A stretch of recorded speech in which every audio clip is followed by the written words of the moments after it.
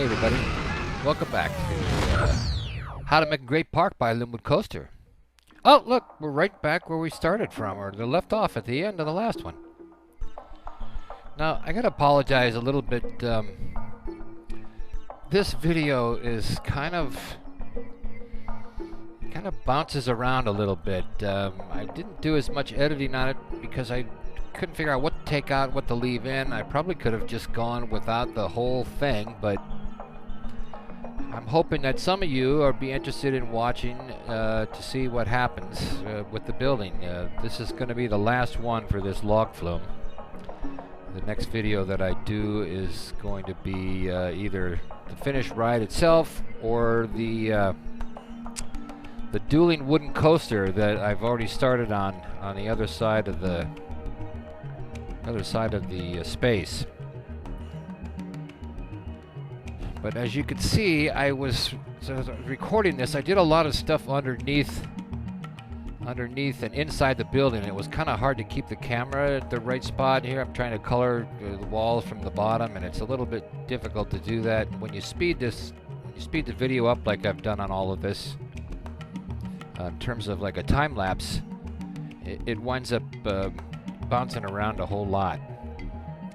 Now, I really thought that this whole idea, at least on the outside of the building, the peeps being able to walk by and seeing the ride, you know, running, and peeps getting on and having a good time as they walk down the paths in between the building and the other places, I thought that was kind of a cool effect. So I'm trying to stick with that, and I really like the idea of the glass windows on the top, and although you can't actually see in through the glass windows because you'd have to be much higher. And here I was trying to figure out a way to get some supports underneath this, and nothing that I tried really looked right. I didn't like the flat boxes on top of the roof. In the end, I think I just settled for the regular game supports and said, yeah, you know what, that's okay.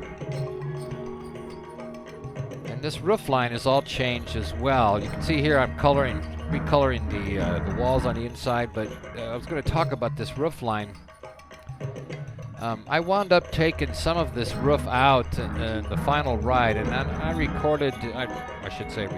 built for another 2 or 3 hours and didn't record any of it. I went in to just make a couple of minor changes, and then I got carried away and never turned my software on, so I don't have that. You're going to see something that's close to a finished product, but when we ride the ride later on, you're going to realize that it's not exactly what I built. I left this video in just for those of you who might be interested in how I did it. I'm trying to keep the little railings on the edges on the inside, but at some point I changed my mind and decided that, you know, for the majority of the places I wanted this to go through passageways, you know, give it a kind of a dark ride feel, although it's not actually dark, you know, it's orange. But I kept working on different ideas for the roof, and, you know, putting the outside edges of the western scenery roof edges. That turned out okay with the flat roofs. And here I'm trying to duplicate kind of the barn style, the centerpiece that's there from the corral. I put these on and I thought, okay, that looks alright. We got like 3 different peaks, but you know, the end is going to be different because I was unsatisfied with how it all turned out eventually. So what you're seeing here basically is me trying to figure out what would look best and what would be what would make the ride more exciting and what would match with the rest of the western scenery. And I kind of struggled with exactly what I wanted to do. Put pieces in here because this space looked too big for me, and then I thought I was going to close that whole thing, and this is really wound up not being a good idea. I went through and rode the ride, and it looked like you were about to bang your head. I had to turn off the scenery so I could find a place on the ground. You have to build from the bottom up, or maybe from the top down, so you can see where everything goes. Otherwise, you have to keep flipping the scenery on and off.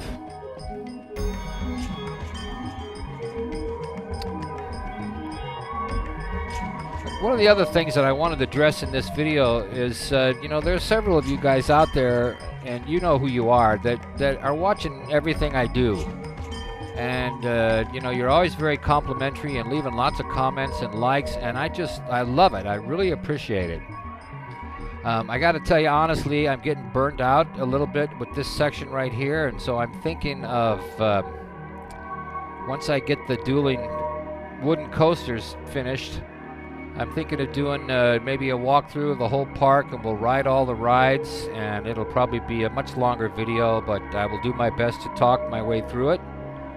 So you got that to look forward to. And then after that, I'm probably going to make just some regular roller coasters. I may take some of my old coasters and put them in different places. And, you know, a part of me wants to play Planet Coaster. You know, I don't like spending the extra $45, but money really isn't a problem, so I may wind up doing that. But just to let you know what you can look forward to by signing up for LynwoodCoaster, that's what's going to be coming up in the future. See, I tried to make like a big trough here.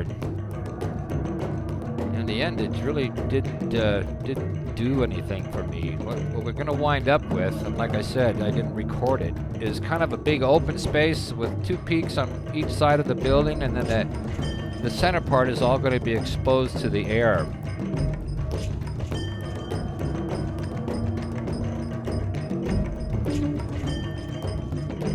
Oh, and be sure and tell me what you think of my outro. I was having fun with my introduction, and I kind of spun it around and monkeyed around with the sound. And I'm sure if you watched my last video, you heard me yelling because I thought it was pretty funny when I first watched it. So be sure to leave a comment. Don't forget to hit the like button. And if you like this stuff, go ahead and subscribe. My name is Bob, and I'll be here all week.